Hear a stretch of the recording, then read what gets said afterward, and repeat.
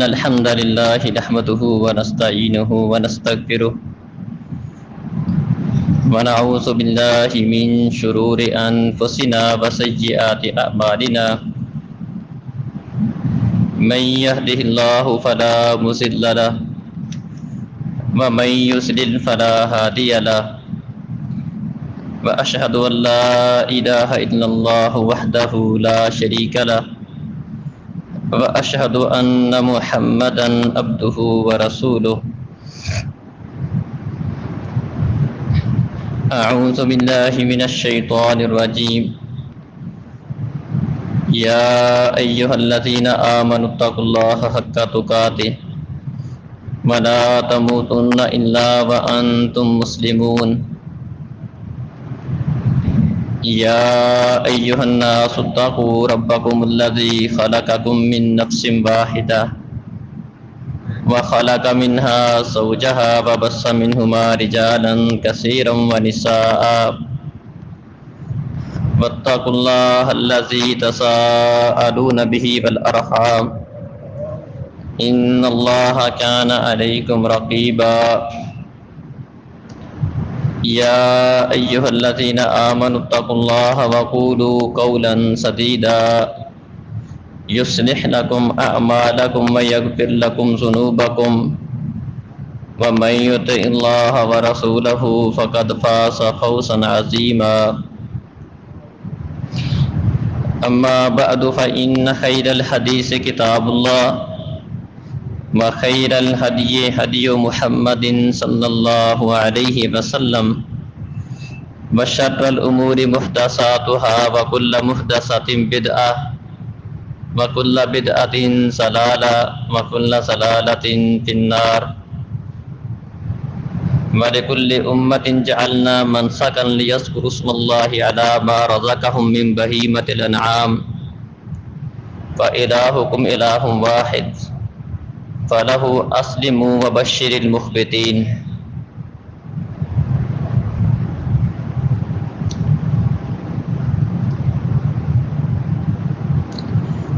محترم عزیز بھائیوں اور بزرگوں، معزز ماؤں بہنوں،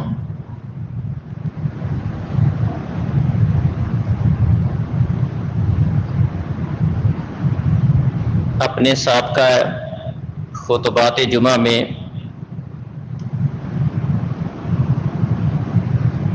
ابراہیم علیہ السلام کی سیرت کے حوالے سے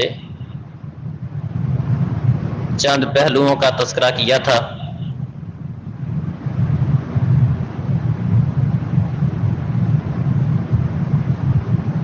ذو الحجہ کے مہینے میں مسلمان دو عظیم سنتوں اور دو عظیم فرائض کی ادائیگی کا اہتمام کرتے ہیں۔ اللہ رب العزت کے گھر کی زیارت، حج، اور دوسرا قربانی کا عمل۔ ان دونوں چیزوں کا ابراہیم علیہ السلام کی سیرت کے ساتھ ایک گہرا تعلق ہے۔ اللہ رب العزت نے ابراہیم علیہ السلام کو اپنا گھر بنانے کا حکم دیا تھا، اور اس کے بعد انہیں اس بات کا حکم دیا وَأَذِّن فِي النَّاسِ کہ آپ لوگوں میں اعلان کریں، اللہ رب العزت کے اس گھر کی طرف بلائیں،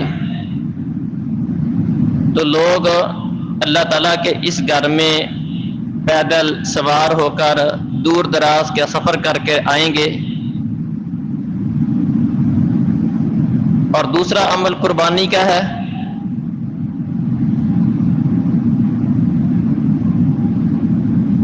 ابراہیم علیہ السلام نے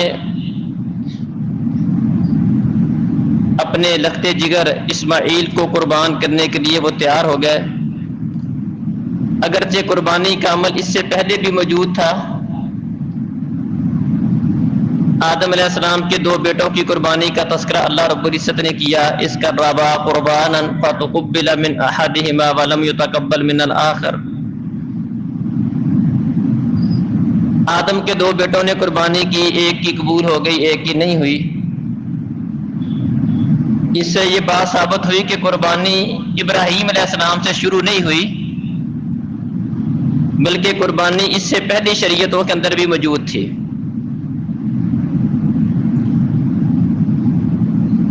ہاں، ابراہیم علیہ السلام کا قربانی کے حوالے سے بطور خاص تذکرہ اس لیے کیا جاتا ہے کہ اللہ رب العزت نے ابراہیم علیہ السلام کو کئی ایک باتوں سے آزمایا تھا، کئی چیزوں میں ان کا امتحان لیا تھا۔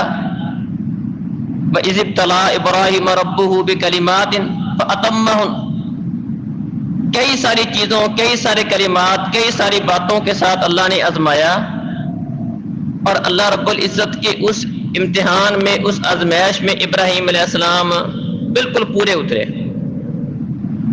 ان میں سے ایک عمل قربانی کا تھا کہ اپنے بیٹے کو قربان کرنے کا حکم تھا، تو اس کام کے لیے بھی ابراہیم علیہ السلام تیار ہو گئے تھے۔ تو ان کے بدلے میں اللہ رب العزت نے ایک مینڈا بھیجا تھا جس کو قربان کیا گیا تھا۔ چونکہ ابراہیم علیہ السلام بہت بڑی قربانی کے لیے تیار ہوئے تھے، اس لیے قربانی کے موقع پر ابراہیم علیہ السلام کا بطور خاص تذکرہ کیا جاتا ہے۔ نبی کریم صلی اللہ علیہ وسلم جب سے مدینہ آئے، ہر سال آپ نے قربانی کی، اور آپ کے صحابہ بھی قربانی کا اہتمام کرتے تھے، بلکہ قربانی کے جانوروں کو پالتے، شوق کے ساتھ ان کو پالتے، ان کی خدمت کرتے۔ آج کے خطبہ جمعہ میں اسی قربانی کے حوالے سے چند ایک باتیں آپ کے سامنے رکھوں گا۔ سب سے پہلی بات، اس قربانی کا مقصد کیا ہے؟ اللہ رب العزت نے اس امت کے لیے یا پہلی امتوں کے لیے جو قربانی رکھی تھی، اس کا مقصد اللہ نے خود قرآن میں ذکر کیا ہے۔ وَلِكُلٍّ جَعَلْنَا مَنسَكًا، ہر امت کے لیے ہم نے قربانی رکھی ہے۔ مقصد اس کا یہ ہے لِيَذْكُرُوا اسْمَ اللَّهِ عَلَىٰ مَا رَزَقَهُم مِّن بَهِيمَةِ الْأَنْعَامِ، مقصد اس کا توحید کا پرچار ہے، اللہ کے نام کو بلند کرنا ہے۔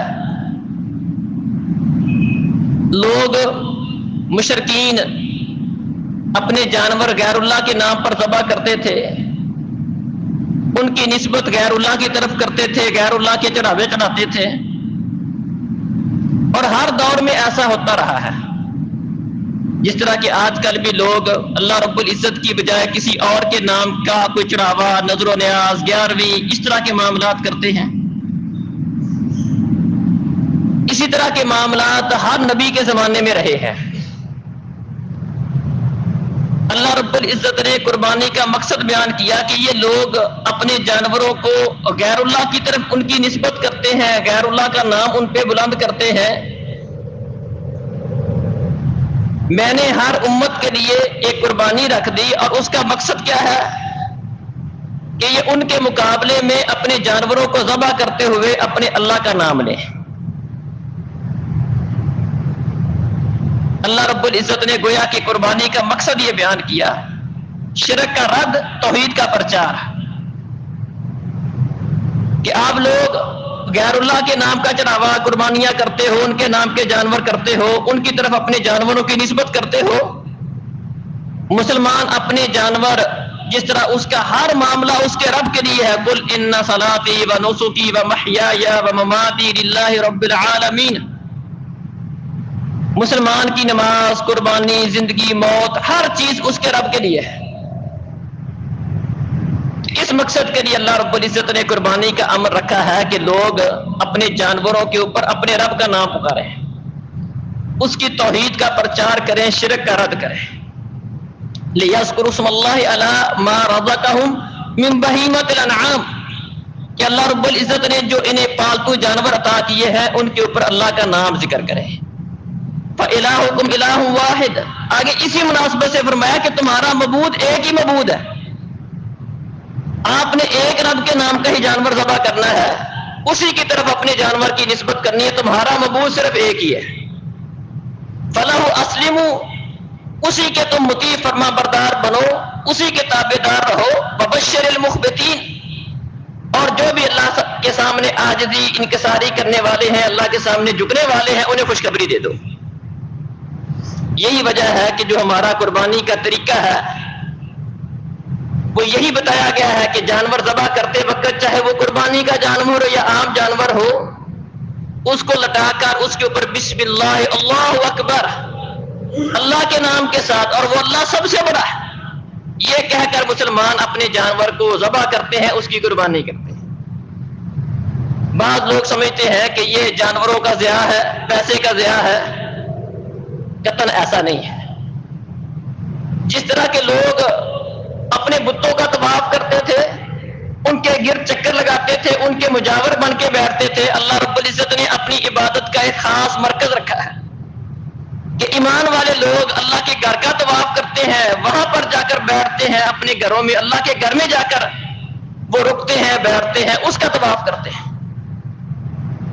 اسی طرح اللہ رب العزت نے قربانی کا یہ مقصد رکھا ہے کہ قربانی کے موقع پر مسلمان اللہ کی توحید کو بلند کرتے ہوئے اللہ کی کبریائی کو بلند کرتے ہیں اور اللہ کا نام لے کر اپنے جانوروں کو ذبح کرتے ہیں.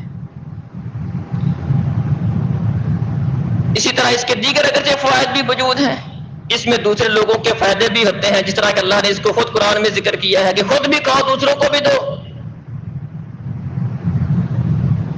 وہ لوگ جو سارا سال کوئی اچھا کھانا نہیں کھا سکتے، وہ بھی قربانی کے موقع پر اس قربانی کی وجہ سے اچھا کھانا ان کو نصیب ہو جاتا ہے. تو خیر، قربانی کا ایک مقصد ہے، اسی لیے اس میں اللہ رب العزت نے اخلاص اس کو لازم کیا ہے. کسی بھی عمل میں اخلاص ضروری ہے کہ وہ عمل صرف اور صرف ایک اللہ کے لیے ہو، کیونکہ قربانی بھی ایک عبادت ہے، اللہ کی توحید کا پرچار ہے، اللہ کی کبریائی کو بلند کرنے کے لیے ہے، اللہ کے نام کو بلند کرنے کے لیے ہے. اس میں بھی اخلاص کا ہونا ضروری ہے. بہت سارے لوگ ایسے ہیں کہ قربانی تو کرتے ہیں لیکن اخلاص کی نعمت سے محروم ہوتے ہیں، جس کی دلیل ان کا عمل ہوتا ہے کہ قربانی کرنے کے باوجود ان کے معاملات صحیح نہیں ہوتے. قربانی کا جانور لے کر بازاروں میں گھومتے پھرتے ہیں، لوگوں کو بتاتے پھرتے ہیں. کسی بھی عمل کے لیے اللہ کی بارگاہ میں قبول ہونے کے لیے یہ بات انتہائی ضروری ہے کہ اس کا مقصد صرف اور صرف ایک اللہ کو خوش کرنا ہو. ان اللہ لا يقبل من العمل الا ما كان خالصا له وابتغي به وجهه. پیارے نبی فرماتے ہیں کہ اللہ رب العزت صرف اس عمل کو قبول کرتے ہیں جو خالص ایک اللہ کی رضا کے لیے ہو. وابتغي به وجهه، اور اس عمل کے ساتھ اللہ کا چہرہ، اس کی رضا حاصل کرنا مقصود ہو. اگر انسان کے دل میں کوئی اور بات آ جائے، کسی بھی نیکی کا عمل کرتے وقت انسان کے دل میں ریاکاری، کوئی اور بات، کسی اور کو دکھانا، سنانا، خوش کرنا، شہرت مقصود ہو، اللہ رب العزت بڑے غیور ہیں، اللہ احکم الحاکمین، اس کا وہ عمل اپنی بارگاہ میں قبول نہیں کرتے. بلکہ پیارے نبی صلی اللہ علیہ وسلم فرماتے ہیں اذا جمع اللہ الاولین والآخرین لیوم لا ریب فیہ، جب اللہ رب العزت اگلوں کو پچھلوں کو اس دن میں جمع کرے گا جس دن میں کوئی شک نہیں ہے، تو اللہ رب العزت کی طرف سے ایک آواز لگانے والا آواز لگائے گا کہ ہر وہ شخص جس نے کوئی بھی عمل جو صرف اور صرف اللہ کو خوش کرنے کے لیے کیا جانا چاہیے تھا، لیکن اس نے وہ عمل کسی اور کو خوش کرنے، کسی اور کو دکھانے، کسی اور کو راضی کرنے کے لیے کیا ہے، وہ چلا جائے اور اپنا ثواب اور اپنا بدلہ اس بندے سے تلاش کرے جس کو خوش کرنے کے لیے، دکھانے کے لیے، سنانے کے لیے اس نے وہ عمل کیا تھا. اللہ رب العزت اپنے بارہ میں شراکت بالکل برداشت نہیں کرتے. شرک شراکت صحیح ہے، سجدہ اللہ کے لیے ہو، کسی اور کے لیے بھی کر دے، جھکنا اللہ کے لیے، کسی اور کے لیے جھک جائے، جو تعظیم اللہ کے لیے ہو کسی اور کے لیے ہو جائے، اللہ کہتے ہیں مجھے یہ عمل قبول ہی نہیں ہے. اللہ اس بات کو بالکل برداشت نہیں کرتے. اسی طرح جس عمل سے مقصود اللہ کی رضا ہو، بندہ اس عمل میں کسی اور کو دکھانا، سنانا، خوش کرنا، باور کروانا، یہ اس کے دل میں آ جائے، وہ جتنا بڑے سے بڑا عمل ہو اللہ اس کو رد کر دیتے ہیں۔ مشہور حدیث ہے، 3 بندوں سے سب سے پہلے جہنم کو بھڑکایا جائے گا، وہ تینوں کو تینوں عمل بڑے چوٹی کے عمل ہیں، ان کی بڑی فضیلت بیان ہوئی ہے۔ اللہ کی راہ میں شہادت بہت بڑی فضیلت والا عمل ہے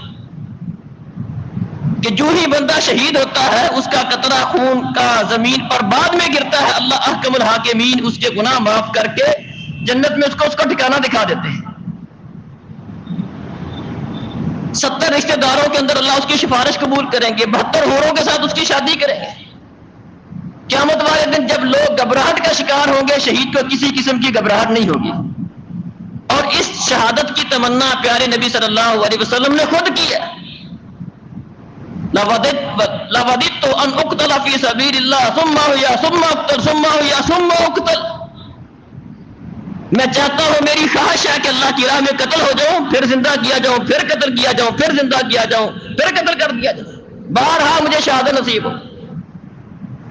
اتنا عظیم عمل ہے، پیارے نبی خود اس کی خواہش کرتے ہیں، اس کی تمنا کرتے ہیں۔ لیکن جن 3 بندوں کو سب سے پہلے جہنم میں پھینکا جائے گا، ان میں سے ایک مارکا کے میدان میں، لڑائی کے میدان میں اپنی جان قربان کرنے والا ہوگا، صرف اور صرف اس وجہ سے کہ عمل تو بہت بڑا ہے لیکن اس کے اندر اخلاص کی کمی تھی، دکھاوا تھا، شہرت تھی، یہ باور کروانا تھا میں بڑا دلیر ہوں، بڑا بہادر ہوں، وہ تغمہ لینا مقصود تھا، شہرت مقصود تھی۔ اللہ کو یہ بات بالکل برداشت نہیں ہے۔ میری رضا کے لیے ہونا چاہیے تھا عمل، کسی اور کو دکھانا، خوش کرنا مقصود ہو گیا۔ اللہ نے کہا مجھے اس کی ضرورت نہیں ہے۔ اللہ کی راہ میں سخاوت کرنا، اللہ کی راہ میں خرچ کرنا، اس کا مقام ہے، بڑی اس کی فضیلت ہے۔ اس بندے کو لایا جائے گا، ہاں تو نے کیا کیا؟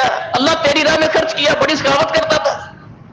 اللہ کہے گا جھوٹ بولتا ہے، تو نے میری راہ میں خرچ نہیں کیا تھا بلکہ تیرا مقصد شہرت تھا، اپنے آپ کو سخی کروانا تھا، تیرا مقصد دنیا میں پورا ہو گیا، اس کو اٹھاؤ جہنم میں پھینک دو۔ ایک تیسرا بندہ دین کا عالم، فضیلت ہے، فرشتے اس کے لیے اپنے پروں کو رکھتے ہیں۔ فضل العالم علی العابد کفضلی علی ادناکم، ایک عالم کی فضیلت ایک عبادت گزار پر فرمایا جس طرح کہ میری فضیلت تم میں سے کسی عام بندے پر ہے، اس قدر مقام ہے اس کا۔ العلماء ورثۃ الانبیاء، کا انبیاء کے وارث ہوتے ہیں، لیکن اس کی نیت میں خرابی آ گئی، دکھاوا آ گیا، شہرت آ گئی۔ اس کو بلایا جائے گا، ہاں تو نے کیا کیا تھا؟ تجھے میں نے اپنا دین دیا تھا، علم دیا تھا، قرآن دیا تھا، تو نے کیا کیا؟ اللہ اس کو پھیلایا، لوگوں کو بتایا، وعظ و نصیحت کی، خطبے دیے، جمعے پڑھائے۔ اللہ کہے گا جھوٹ بولتا ہے، تیرا مقصد صرف اور صرف شہرت کا حصول تھا، تجھے قاری القرآن، زینت القرآن، علامہ فہامہ کے خطاب حاصل کرنا مقصود تھا۔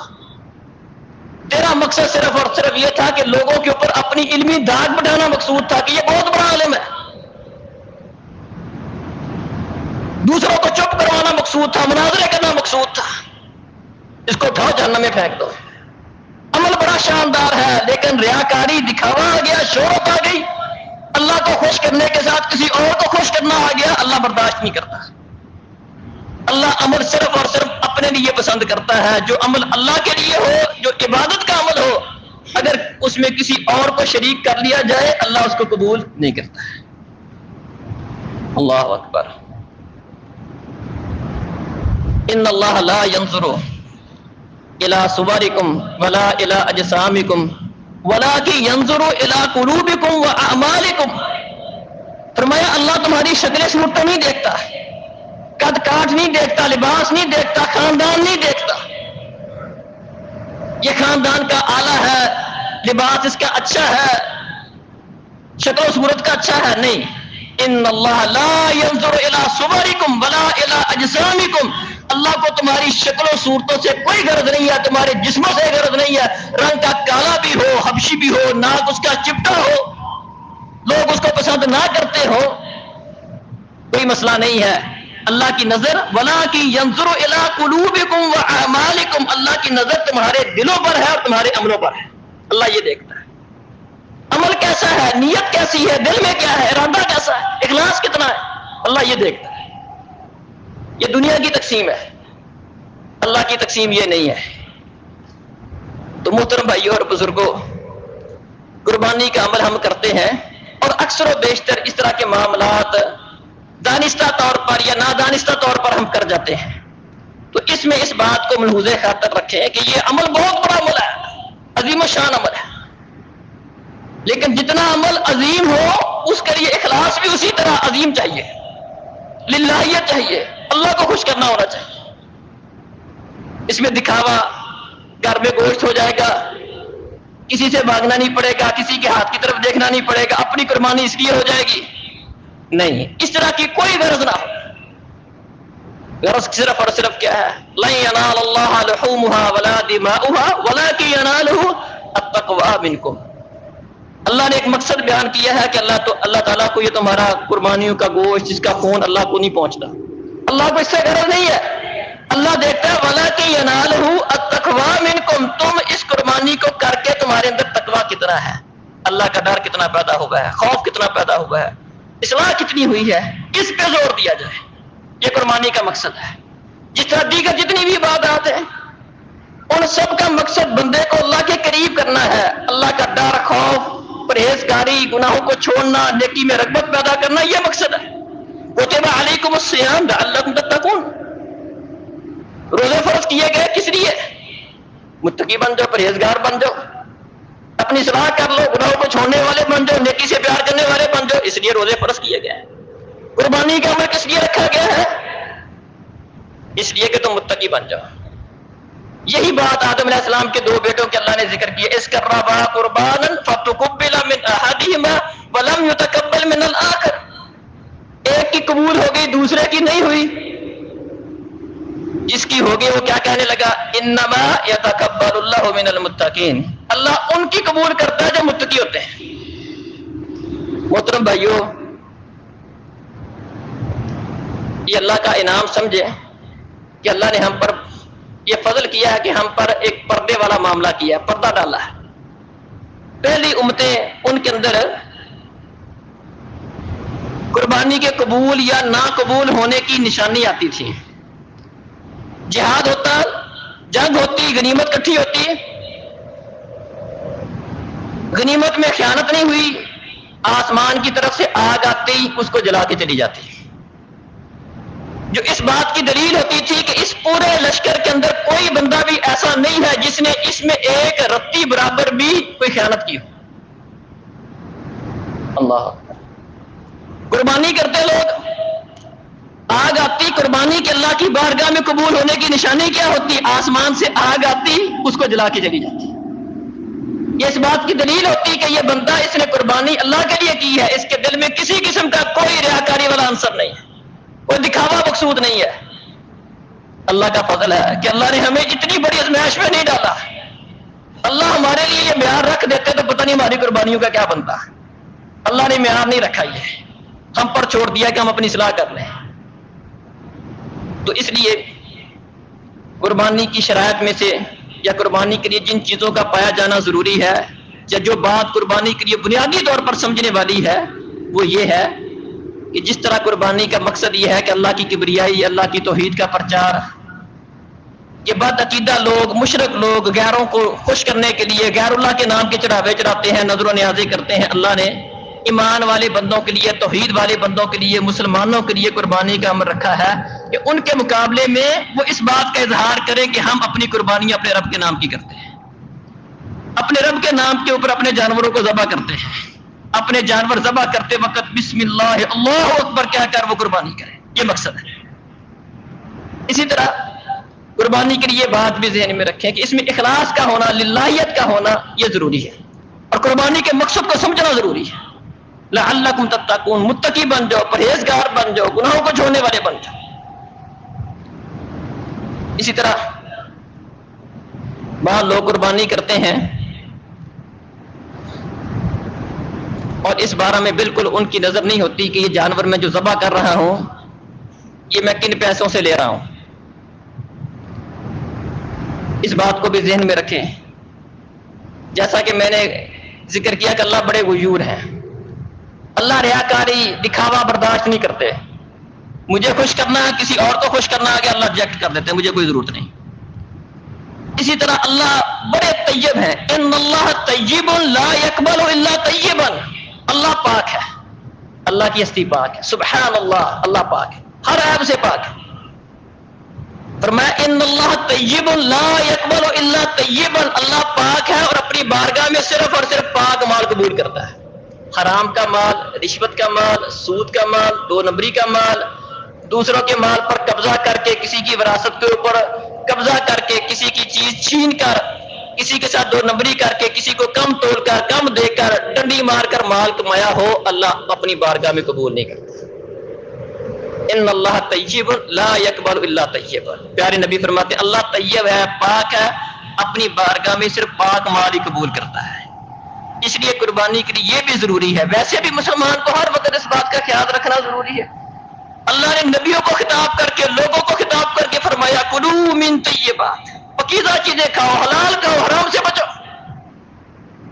کل لحم نبت علی السحت، فرمایا کہ ہر وہ گوشت جو حرام پر پلتا ہے، فالنار اولا بہا، فرمایا جہنم کا زیادہ مستحق ہے۔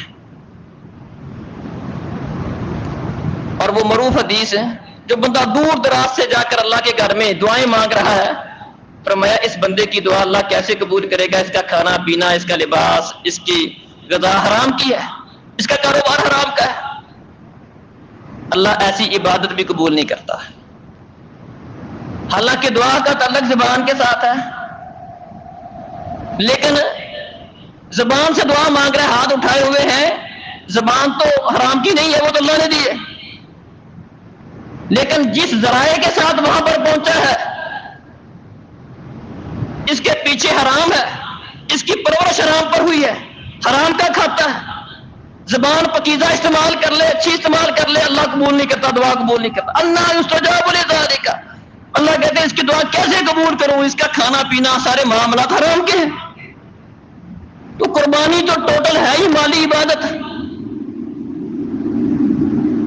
جب اللہ رب العزت بدنی عبادت حرام کی وجہ سے قبول نہیں کرتا، تو جو ہے ہی مالی عبادت، وہ حرام کی کمائی کو اللہ کیسے قبول کرے گا؟ تو اس لیے محترم بھائیوں، اس بات کا خیال رکھنا بھی ضروری ہے، عام روٹین میں بھی ضروری ہے۔ اور قربانی کا عمل چونکہ ہے ہی مالی عبادت، اور اس کا مقصد بھی اللہ کی خوشنودی، اللہ کی رضا ہے، اللہ کی کبریائی کو بلند کرنا ہے، تقویٰ کا حصول ہے، اس پہ بالعلا اس بات کا خیال رکھنا ضروری ہے کہ جو میں قربانی کر رہا ہوں اس میں کوئی حرام کی میزش تو نہیں، میرا جانور حرام کے پیسوں کا تو نہیں، اس بات کا خیال رکھنا ضروری ہے۔ اسی طرح قربانی کے بارے میں چند ایک باتیں، مسائل بھی ذہن میں رکھ لیں۔ عام طور پر قربانی کی جانور کی 4 شرطیں بیان کی جاتی ہیں۔ ایک شرط تو یہ ہے کہ قربانی بہیمت الانعام میں سے ہو، پالتو جانوروں میں سے ہو، جس طرح کہ شروع میں نے آیت پڑھی وَلِكُلِّ أُمَّةٍ جَعَلْنَا مَنسَكًا لِيَذْكُرُوا اسْمَ اللَّهِ عَلَىٰ مَا رَزَقَهُم مِّن بَهِيمَةِ الْأَنْعَامِ، اللہ نے ہر امت کے لیے قربانی رکھی ہے تاکہ وہ پالتو جانوروں پر اللہ کا نام ذکر کرے۔ تو جس جانور کی قربانی کی جائے وہ پالتو جانوروں میں سے ہونا چاہیے، جن کو ہم گھروں میں پالتے پوستے ہیں اور وہ انسانوں کے ساتھ منوس ہوتے ہیں، ان جانوروں کی قربانی ہے وہ بکرا، چھترا، گائے، اونٹ، اس جنس میں سے ہو۔ ان دنوں میں عام طور پر جب قربانی کا ذکر آتا ہے تو بھینس کی قربانی کو بہت زور و شور کے ساتھ، شد و مت کے ساتھ اس اختلاف کو بیان کیا جاتا ہے۔ یہ مسئلہ، اس میں علماء کا اختلاف موجود ہے، تو لیکن اس اختلاف کو اتنا بڑھانا اور اس کو پتہ نہیں کفر اسلام کا مسئلہ بنا دینا اور اس کے اوپر اپنی ساری توانائیوں کو صرف کر لینا، یہ فضول بات ہے۔ دونوں طرف علماء اس کی رائے دلائل دیتے ہیں۔ ہمیں جو بات سمجھ آتی ہے وہ یہ ہے کہ یہ بکر کی جنس میں سے ہے، جس طرح گائے کی قربانی ہو سکتی ہے، بھینس کٹے وغیرہ کی بھی ہو سکتی ہے انشاءاللہ۔ لیکن اگر کسی کو اس اختلاف سے، اس رائے سے اختلاف ہو تو اس کو اتنا بڑھانا نہیں چاہیے، یہ اپنے اس موقف کے اوپر اتنی اس کو شد و مت کے ساتھ کہ دوسرے کو بالکل کہنا کہ وہ تو گمراہی ہے، یہ طریقہ کار بالکل غلط ہے۔ ہاں، جس کو اس کے دل کو تسلی ہوتی ہے کہ یہ میں جانور کر لوں، کوئی مسئلہ نہیں ہے، وہ دلائل سے مطمئن ہوتا ہے، کر لے۔ جس کو نہیں تسلی ہوتی وہ نہ کرے، وہ گائے کر لے، لیکن اس کو اتنا شدید نوعیت کا اختلاف بنا لینا یہ فضول بات ہے. کئی لوگ اس کے اوپر مناظرے اور پتہ نہیں پورا پورا جمعہ اس کے اوپر لگا دیتے ہیں. اس کی ضرورت نہیں ہے. موٹی سی بات رکھ دی جائے، ہاں کسی کا دل مطمئن ہوتا ہے تو کر لے، نہیں مطمئن ہوتا تو وہ نہ کرے. تفصیلی دلائل کسی نے معلوم کرنے ہو تو وہ علیحدہ سے علماء سے بیٹھ کر موازنہ کر سکتا ہے، اپنے دل کو اطمینان حاصل کرنے کے لیے دل کا ایسا کر سکتا ہے. تو بہرحال ایک تو بہیمۃ الانعام کی قربانی ہے. دوسری اس کے لیے مسنہ کی شرط ہے کہ جانور دوندا ہونا چاہیے جس کے آگے دودھ والے 2 دانت گر چکے ہوں، اس کو مسنہ کہتے ہیں. نبی کریم صلی اللہ علیہ وسلم کا فرمان ہے لا تذبحوا الا مسنۃ، آپ مسنہ کی قربانی کرو. ہاں اگر کسی کے پاس مسنہ جانور اس کے لیے مشکل ہو گیا، مشکل کی 2 صورتیں ہو سکتی ہیں. ایک مشکل کی صورت تو یہ ہے کہ مل نہیں رہا، دستیاب ہی نہیں ہے، دوندا جانور نہیں مل رہا، بکری، چترا، دمبا، اونٹ، گائے دوندا نہیں مل رہا. تو فرمایا اس صورت میں آپ بھیڑ کا جزا وہ ذبح کر سکتے ہو. جزا کہتے ہیں جوان کو. عام طور پر علماء اس کے اندر کوئی 6 مہینے 9 مہینے کی قید بیان کرتے ہیں، لیکن جزا کا مطلب ہے جوان. مطلب یہ ہے کہ جو دیکھنے میں مضبوط ہو، جوان ہو، اگرچہ دوندا نہ ہوا ہو. اگر آپ کو دوندا نہیں ملتا تو بھیڑ کا، صرف وہ بھیڑ کے ساتھ خاص ہے، بکری کا جزا نہیں، صرف اور صرف بھیڑ کا جزا اس کی اجازت دی ہے کہ اگر آپ کو دوندا جانور نہیں ملتا تو اس صورت میں آپ بھیڑ کا جزا جوان، کھیرا، مضبوط وہ آپ کر سکتے ہیں اگرچہ وہ دوندا نہ ہوا. تو نہ ملنے کی شکل، مشکل ہونے کی شکل یہ ہے کہ آپ کو ملتا نہیں ہے، یا مشکل ہونے کی شکل یہ بھی ہو سکتی ہے کہ ایک بندہ قربانی کرنا چاہتا ہے، اس کے پاس جتنے پیسے ہیں اس کی وہ بکری نہیں آتی، جزا آ جاتا ہے. بھیڑ کا جزا آ سکتا ہے، بکری نہیں آتی، بکری مہنگی ملتی ہے اس کو، تو اس صورت میں وہ قربانی کرنا چاہتا ہے تو اس کی کر لے، یہ اس کے لیے اجازت ہے. تو ایک شرط اس کا جزا ہونا، یہ مسنہ ہونا ضروری ہے. اسی طرح قربانی عیوب سے پاک ہو، یہ بھی ضروری ہے.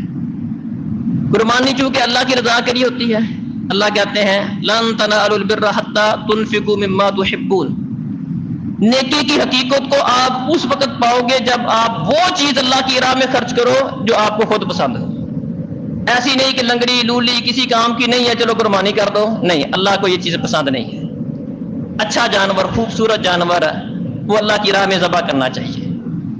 اس میں 4 عیب تو ایسے ہیں، حدیث میں آتا ہے کہ 4 چیزیں جس جانور میں پائی جائیں، 4 عیب جس جانور میں پائے جائیں وہ کفایت نہیں کرے گی، وہ قربانی نہیں ہوگی. 4 عیب.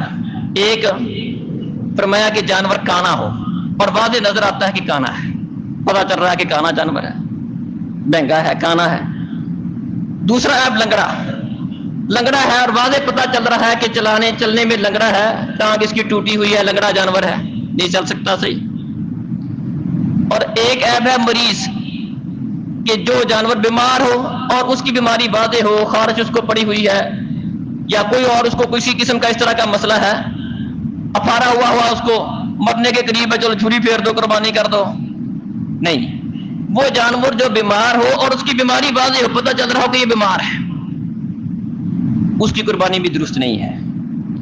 اور چوتھا عیب یہ بیان کیا کہ وہ جانور بوڑھا نہ ہو، اتنا بوڑھا کہ اس کی ہڈیوں میں میخ نہ ہو، گودا نہ ہو، چلنے سے لاغر ہو، پاؤں ٹکراتے ہو، ہڈیوں میں میخ نہیں ہے، گودا نہیں ہے، نظر آ رہا ہے کہ بڑھاپے کی وجہ سے بالکل لاغر ہو گیا ہے، چلنے کے قابل نہیں ہے، ہڈیوں میں میخ ہی نہیں رہی، اس کی گودا ہی نہیں رہا.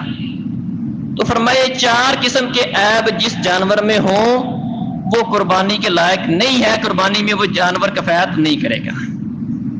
اس کے علاوہ نبی کریم صلی اللہ علیہ وسلم نے فرمایا، علی رضی اللہ عنہ بیان کرتے امرنا ان نستشرف العین والاذن، ہمیں پیارے نبی صلی اللہ علیہ وسلم نے اس بات کا بھی حکم دیا کہ ہم آنکھوں اور کانوں کو ذرا دیکھنے کے وہ خوبصورت ہونے چاہیے.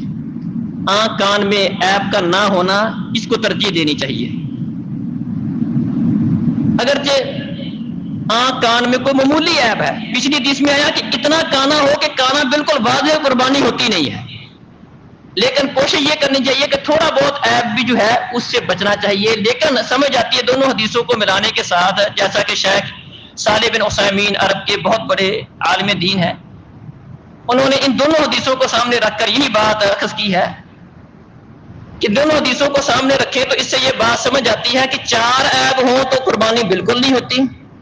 اس کے علاوہ اگر کان میں چھوٹا موٹا کوئی مسئلہ ہو، بعض کا کان آخر میں سے کوئی تھوڑا بہت اس کا مسئلہ ہوتا ہے، چھوٹا موٹا کان میں مسئلہ ہو یا اس طرح کا آنکھ میں کوئی معمولی مسئلہ ہو، واضح کانا پن نہ ہو، تو اس طرح کا مسئلہ جو ہے اس کے بغیر قربانی اگرچہ ہو جائے گی، لیکن بہتر ہے کہ ان چیزوں کے اندر بھی خیال رکھا جائے۔ افضل یہ ہے، بہتر یہ ہے کہ ان چیزوں میں بھی کوئی عیب وغیرہ نہ ہو، کان بھی صاف ستھرا ہو، آنکھ میں بھی کسی قسم کا معمولی مسئلہ بھی نہ ہو، یہ افضل ہے، بہتر ہے۔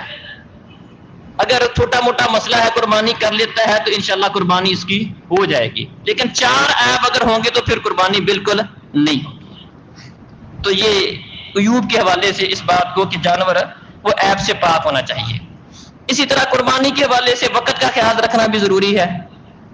نبی کریم صلی اللہ علیہ وسلم کے زمانے میں ایک صحابی نے عید کی نماز سے پہلے قربانی کر لی تھی۔ نبی کریم صلی اللہ علیہ وسلم نے خطبہ دیا، فرمایا کہ ہم سب سے پہلا کام اس دن عید کی نماز کا کریں گے، اس کے بعد قربانی کریں گے۔ جو ہمارے اس طریقے پر کرے گا اس کی قربانی قبول ہے، وہ قربانی ہے اس کی۔ جو اس کے علاوہ ہے اس کی قربانی نہیں ہے، وہ عام گوشت کی بکری ہے، قربانی نہیں ہے۔ تو صحابی رسول کہنے لگا، اللہ کا رسول میرے پڑوسی غریب ہیں، وہاں قربانی نہیں تھی، جانور نہیں تھے، تو اس دن لوگ عام طور پر گوشت کھانا اس کو ترجیح دیتے ہیں، تو میں نے سوچا کہ چلو بر وقت ان کو کچھ کھانے کے لیے مل جائے ان غریبوں کو بھی، تو میں نے پہلے قربانی صبح اٹھتے ہی میں نے قربانی کر دی، گوشت بنا دیا اور میں نے ان کو غریبوں کو کھلا دیا۔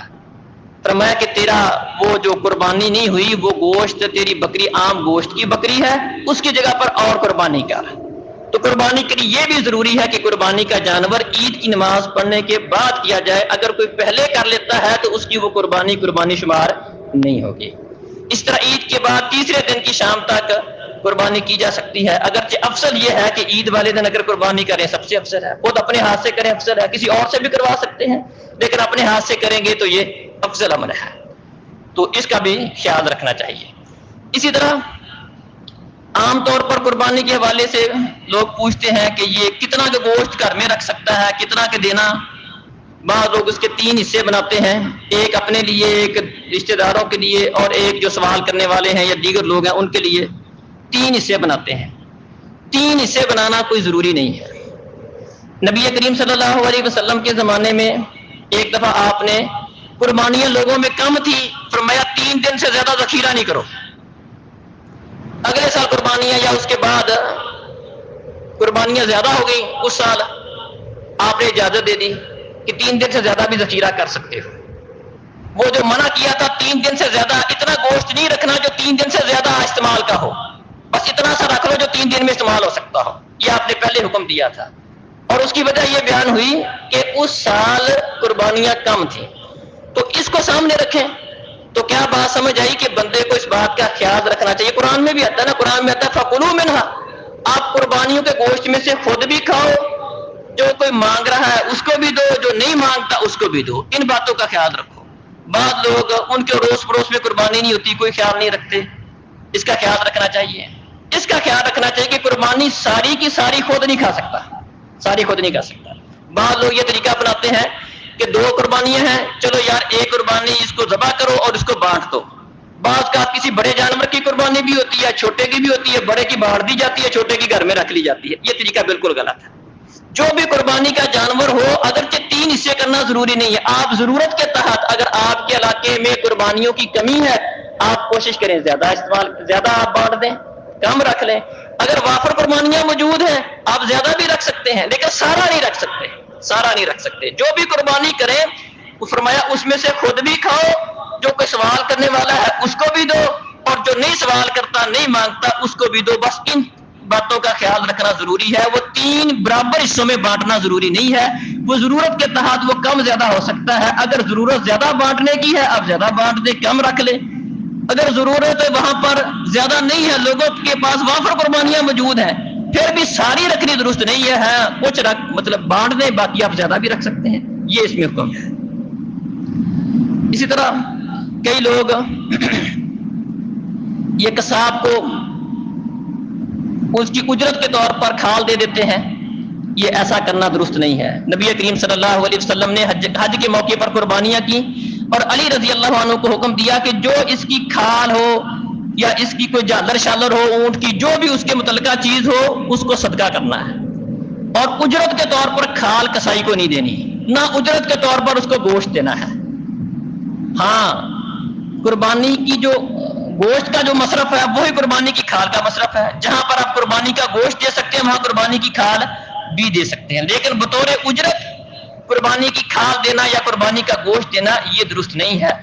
اس کو اپنے پاس سے قربانی کا پیسے دیں، قربانی ذبح کرنے کے، کسائی کو اپنی طرف سے اجرت دیں، پیسوں کی شکل میں اجرت دیں، قربانی کی کھال کی شکل میں اسے اجرت نہ دیں، یہ غلط ہے۔ اس سے نبی کریم صلی اللہ علیہ وسلم نے منع فرمایا تھا کہ اجرت کے طور پر کسائی کو قربانی کی کھال نہیں دینی، بلکہ اس سے جو بھی چیز قربانی کے جانور، بعض اوقات کوئی اور بھی اس کے جس طرح بڑا جانور ہوتا ہے، کوئی جالر شالر ہوتی ہے اس کی، فرمایا اس کو بھی صدقہ کر دینا، کسی غریب کو دے دو، مسکین کو دے دو، یا کسی کو بھی دے دو، یا خود بھی استعمال کر سکتا ہے قربانی کی کھال، جس طرح گوشت آپ خود استعمال کر سکتے ہیں۔ پرانے وقتوں میں کھالیں اس کے ساتھ اپنے استعمال میں بھی لاتے تھے، کوئی استعمال کرنا چاہتا ہے کسی ضرورت کے لیے تو خود بھی استعمال کر سکتا ہے، لیکن اس کو بیچنا، اس کے پیسے کھانا یا اجرت کے طور پر اس کی کھال کو دے دینا یہ طریقہ کار غلط ہے۔ تو ان چند ایک باتوں کا قربانی کے حوالے سے خیال رکھنا چاہیے، اللہ سمجھنے اور عمل کی توفیق دے۔ عید کی نماز جس طرح عام نمازوں کی تاکید ہے، فرض ہیں وہ، تو عید کی نماز کے متعلقہ بھی نبی کریم صلی اللہ علیہ وسلم نے تاکید فرمائی ہے، تاکہ وہ عورتیں جنہوں نے نماز ادا نہیں کرنی ہوتی اپنے مخصوص ایام کی وجہ سے، فرمایا کہ ہمیں ام عطیہ بیان کرتی ہیں کہ نبی کریم صلی اللہ علیہ وسلم نے ہمیں تمام عورتوں کو، حتیٰ کہ ایسی عورتوں کو بھی اور جو جوان لڑکیاں جو عام طور پر گھروں سے باہر نہیں جاتی تھیں، ان کے متعلق بھی اللہ کے رسول نے حکم دیا تھا کہ سب کو عید کی نماز کے لیے مصلی میں، عیدگاہ میں لے کے آنا ہے۔